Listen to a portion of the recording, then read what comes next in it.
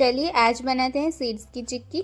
तिल और मूंगफली की चिक्की तो हम हमेशा ही बनाते हैं, लेकिन इस बार ट्राई करेंगे मिक्स बीजों की चिक्की। तो चलिए देखते हैं रेसिपी। तो एक पैन ले लेंगे, उसमें हम ऐड करेंगे 4 चम्मच पम्पकिन सीड, 4 चम्मच तिल, 4 चम्मच सनफ्लावर के सीड और 2 चम्मच यहाँ पर फ्लैक्स सीड ऐड कर दिए। सारों को अच्छे से हल्की फ्लेम पर हमें रोस्ट कर लेना है। तो हमें यहाँ पर बीजों को भूनने में 3 से 4 मिनट आराम से लग जाएगा। तो हमें इसे अच्छे से भून लेना है जब तक हमारे सारे ही बीज चटक नहीं जाते और अच्छे से खुशबू नहीं आती। और जब हमारे सारे सीड्स अच्छे से भून जाएंगे, हम फ्लेम को ऑफ कर देंगे और 1 चम्मच हम यहाँ पर चिया सीड्स ऐड कर देंगे और उसे भी बंद फ्लेम पर ही अच्छे से 1 मिनट के लिए चलाते हुए भून लेंगे। चिया सीड को हमें ज़्यादा भूनने की ज़रूरत नहीं होती है, तो हम इसको फ्लेम करके ही ऐड कर देंगे। बस, तो हमारे सारे सीड्स अच्छे से भून चुके हैं। अब इसको हम साइड पर रख देंगे और उसी पैन में हम ऐड कर देंगे 1 चम्मच घी। और घी जैसे ही गर्म हो जाएगा उसमें हम ऐड करेंगे गुड़। तो गुड़ हमें यहाँ पर जितनी भी सीड्स की क्वांटिटी है उससे हाफ लेना है। तो यहाँ पर मेरे पास जो भी बीज थे वो कुल मिलाकर 1 कप हो रहे थे, तो मैंने उसके सामने हाफ कप गुड़ ले लिया है। गुड़ को अच्छे से मेल्ट होने देंगे हम यहाँ पर, और गुड़ को हमें कंटिन्यूअसली चलाते रहना है। और यहाँ पर मैंने 4 से 5 टाइप के बीज को ऐड किया है। आप चाहे तो आपकी चॉइस के कोई भी बीज को ऐड कर सकते हैं, और क्वांटिटी भी आप अपने हिसाब से कम ज़्यादा कर सकते हैं। आपको जो भी सीड ज़्यादा पसंद है आप उसको कम ज़्यादा कर सकते हैं। मैंने यहाँ पर फ्लैक्स सीड और चिया सीड कम ऐड की है, आप चाहे तो ज़्यादा भी ऐड कर सकते हैं। और हमें गुड़ को तब तक पकाना है जब तक हमारे गुड़ का कलर डार्क ना हो जाए।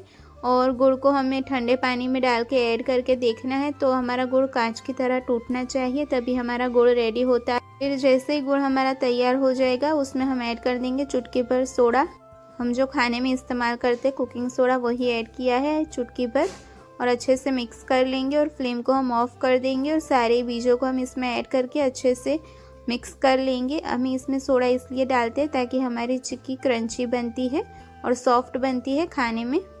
जब हम इसका फ्लेम ऑफ करते हैं, बाद की सारी प्रोसेस हमें काफ़ी जल्दी करनी होती है। हमारे मिक्सचर ठंडा नहीं होना चाहिए, गरम गरम नहीं हमें सब कुछ कर लेना है।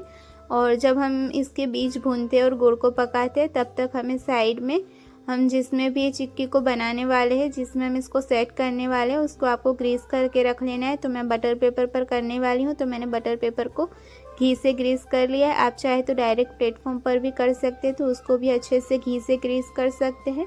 और अगर थाली में करते हैं तो थाली को भी घी से अच्छे से ग्रीस कर लेना है। तो देखिए, हम यहाँ पर हमारा गरम गरम जो चिक्की का मिक्सचर है उसको बटर पेपर पर ऐड कर देंगे।